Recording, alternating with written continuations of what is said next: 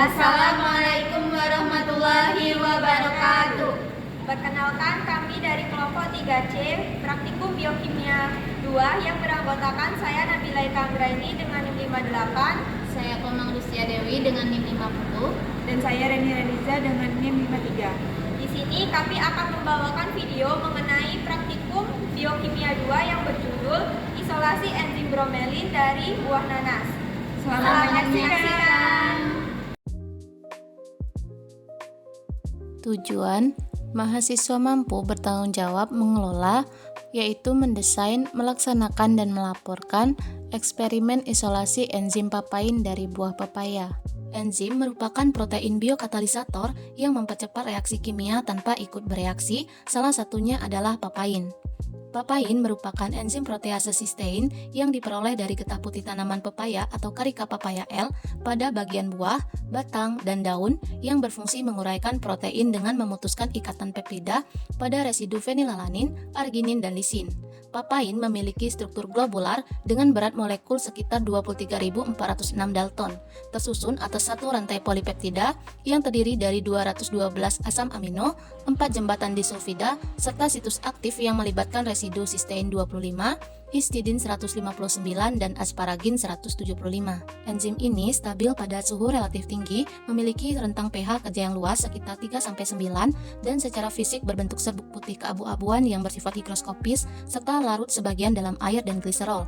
Karena aktivitas proteolitik dan kestabilannya yang baik, papain banyak dimanfaatkan dalam berbagai bidang industri, meskipun produksi papain di Indonesia masih terbatas dan sebagian besar kebutuhan masih dipenuhi melalui impor. Alat dan bahan. Adapun alat yang digunakan: pisau, neraca analitik, kertas saring, Erlenmeyer, gelas beker, magnetic stirrer, spatula, dan corong. Sedangkan bahan yang digunakan getah pepaya, amonium sulfat, dan aquades. Adapun prosedur percobaannya adalah sebagai berikut. Ambil getah pepaya dengan cara menyadap buahnya, lalu timbanglah 66 gram getah pepaya, kemudian larutkan dengan aquades 66 ml di mortal sampai berwarna putih susu.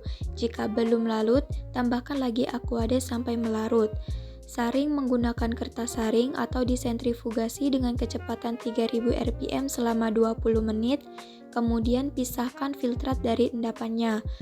Tambahkan amonium sulfat 60% ke dalam filtrat dengan perbandingan 1:1, kemudian inkubasi 4 derajat Celcius di kulkas selama 24 jam.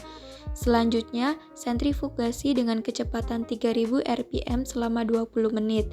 Pisahkan endapan dari filtratnya, keringkan endapan yang diperoleh, kemudian timbang. Pembahasan. Isolasi enzim papain dari getah buah pepaya bertujuan untuk memisahkan enzim dari matriks alaminya sehingga diperoleh fraksi protein dengan aktivitas yang optimal.